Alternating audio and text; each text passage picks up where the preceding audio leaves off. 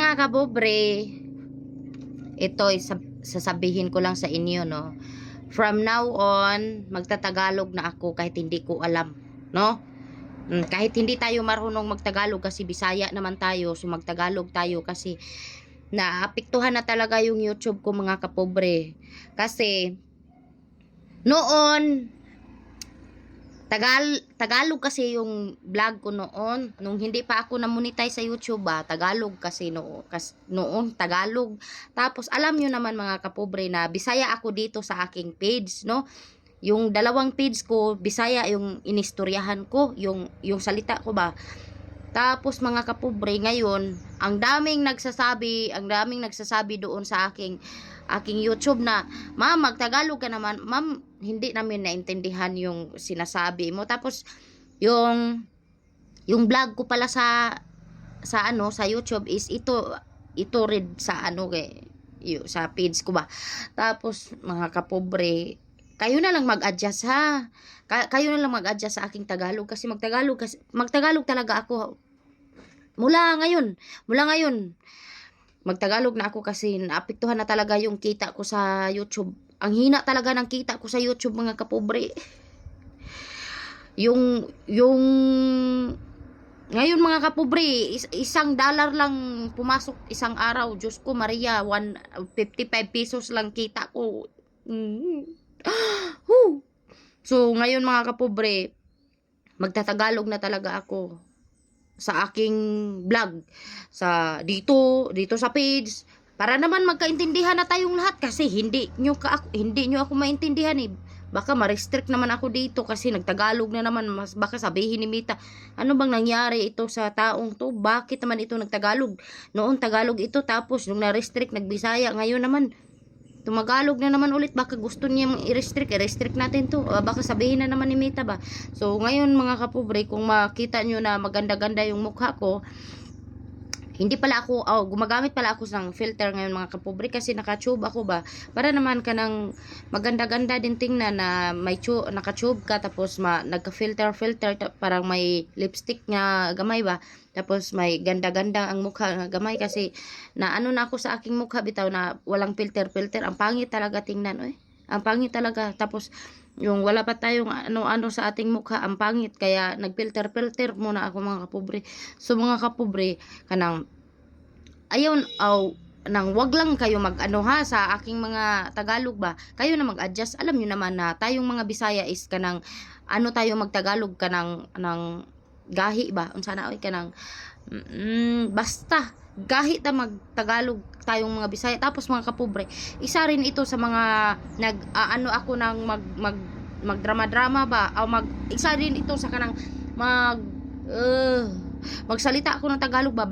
Baka kasi kanang matanggap ako sa Pinoy Big Brother, tapos sabihin ni kuya na hindi ito marunong magtagalog, bakit ito nakapasa, sabihin niya ba. Kaya ito, from now on, mag-English muna ako ng maliit. So English yun.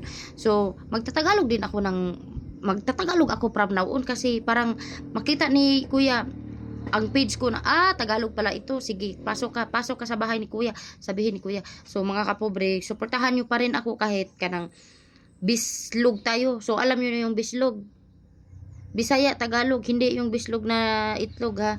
Bisaya, Tagalog yung bislog sa amin yan. Kaya hindi nyo alam.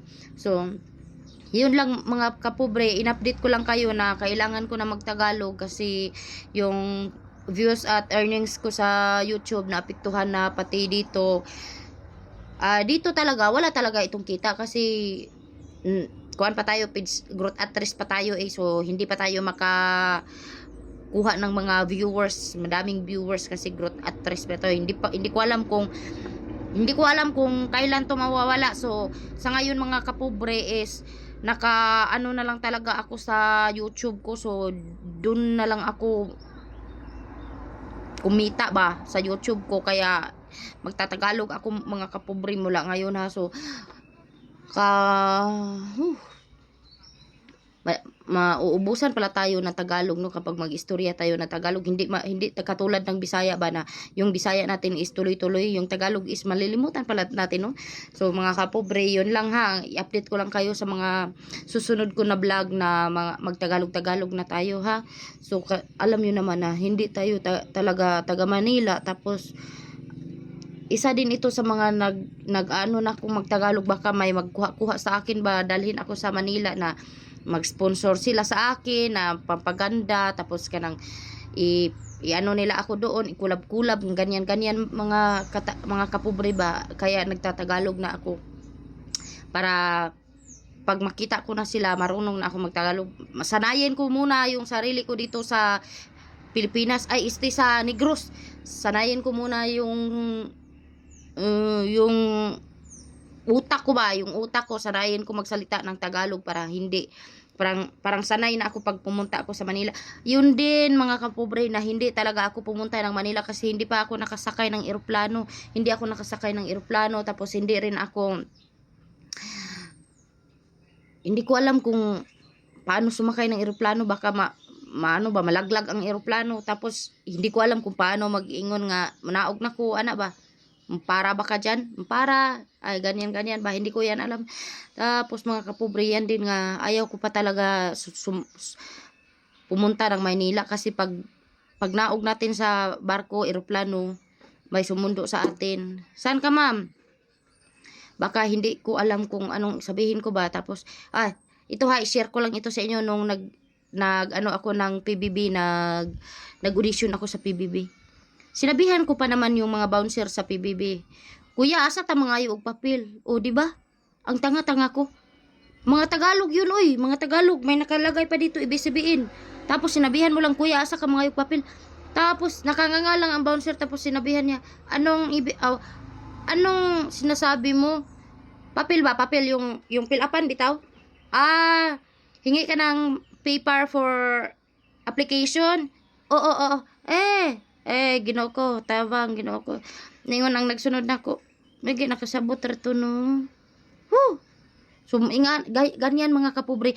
Kaya, ito yung reason ko na magtagalog ako sa vlog ko. So, dito talaga natin malalaman na marunong tayo magtagalog or hindi. Kaya, suportahan nyo lang ako sa aking Tagalog. Kasi kailangan ko na talagang magtagalog. Hindi talaga tayo magbisaya. Mga kapobre, yung views ko noon sa YouTube is tag 100, 200,000. Ngayon, oh my God, 50,000 na lang. 50,000, hindi, 50 pesos. 50 to 20 ang akong views ngayon mga kapobre, kasi nagbisaya ako. Tapos, maliit lang pala yung mga Bisaya sa YouTube. Akala ko marami sila. Puro pala sila mga Tagalog sa YouTube. Kaya ayun, from now on, magtagalog na tayo para naman sumika tayo sa YouTube ulit. Yun lang mga kapobre. Update ko lang kayo sa susunod ko na mga video ha. So ayaw taon kun yung kalimte.